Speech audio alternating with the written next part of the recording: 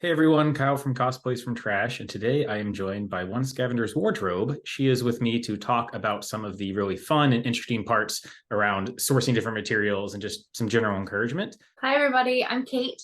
My account is based off of using reusable materials whenever I can. Disney bounds and my Star Wars bounds and even my actual cosplay with a capital C off of materials so I can find secondhand. So when did you start cosplaying or really costuming in general? I know that's a pretty big term.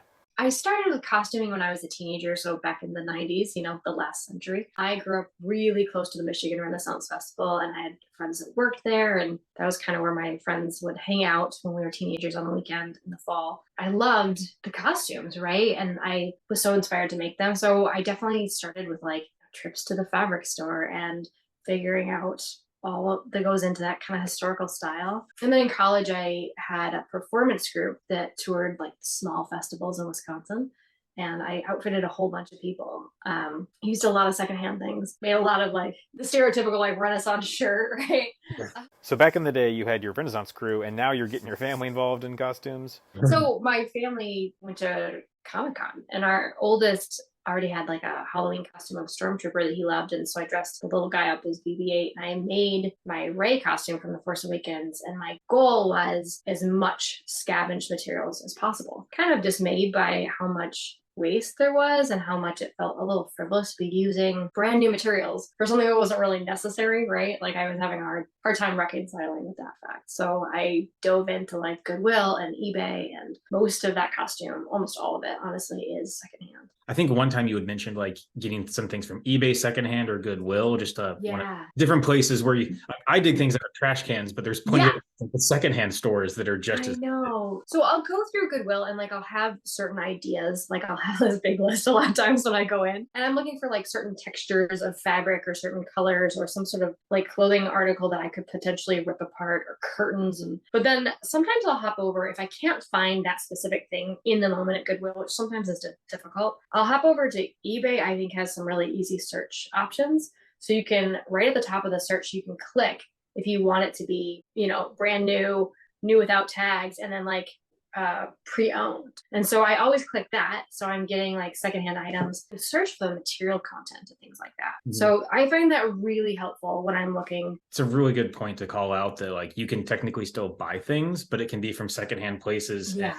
I mean, personally, there's been a lot of clothes that I've been given that I've like gotten rid of Mm-hmm. today, and I'm just like, hey, I don't want this to go in a landfill. But in terms of like getting all the material and like actually making the costumes, would you say that sewing's probably your best skill, or like? Yeah, sewing is definitely my top skill. So my maternal grandmother taught me to hand sew when I was probably 6 or 7. I still have literally the first thing I made, you'll be so proud of me, was out of secondhand materials just in her Hey. sewing basket. And so she had this extra fabric and we made this little bunny doll. So she did a bunch of it stitched on the machine, but then she showed me how to like thread a needle and like I hand stitched his face and I like made these little ears and put them on and like made this little dress. And so I still have it because that was the very first thing I made. And so for years, that's all I knew how to do. So a lot of people will say, oh, I'm so intimidated to have to learn how to sew. And I was too. I literally didn't use a machine until 2016, I think, is when I finally bought my machine. So like really, literally, I used to make Renaissance gowns with like,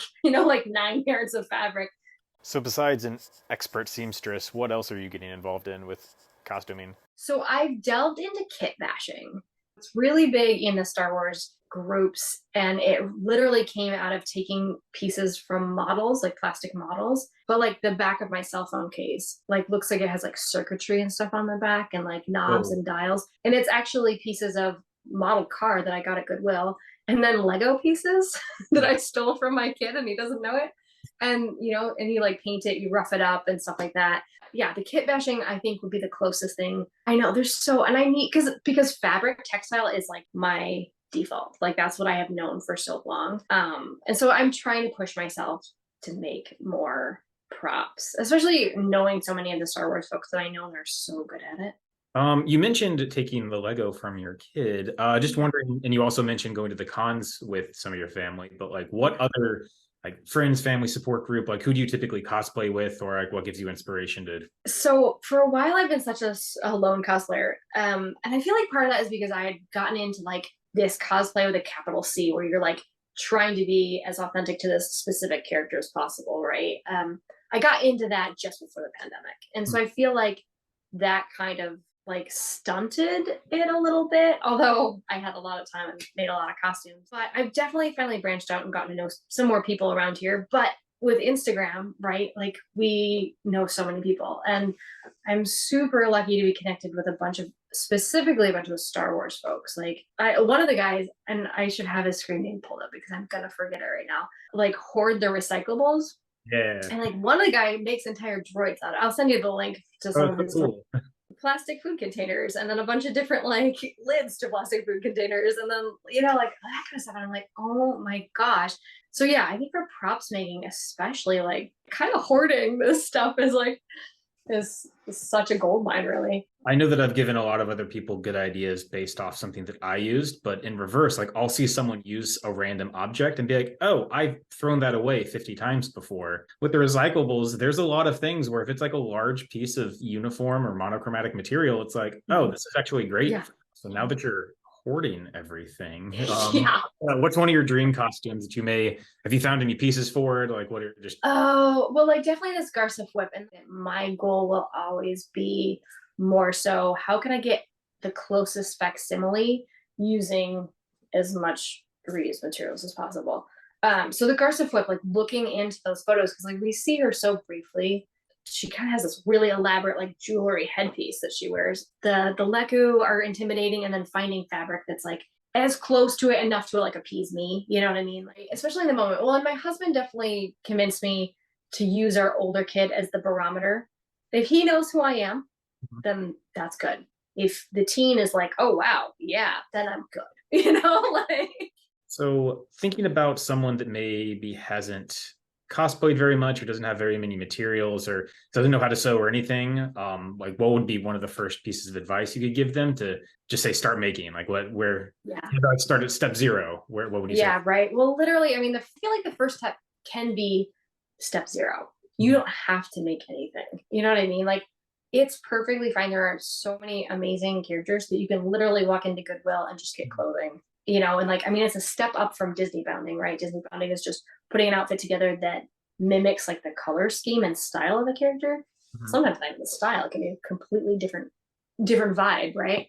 But a step up from that is taking kind of these, I would say like more common characters, kind of like a Bob's Burger or a Simpsons, right? Like you can walk into Goodwill and you can put together something from that, or even there's anime characters, stuff like that. If you want to go a step up from that, like sewing sounds so intimidating, but anybody can learn. Like literally you can get a needle and thread and you can learn. And then, there are local shops. Like I finally learned how to use a sewing machine by signing up for a class at the local, like we have a locally owned sewing machine shop, made one thing and bought the machine, and then signed up for, that additional class at like my community college around here. And it's like, there's ways to learn. And with YouTube and with so many makers out there do share tutorials and things like that, like you have a YouTube channel, like people have additional resources that they share.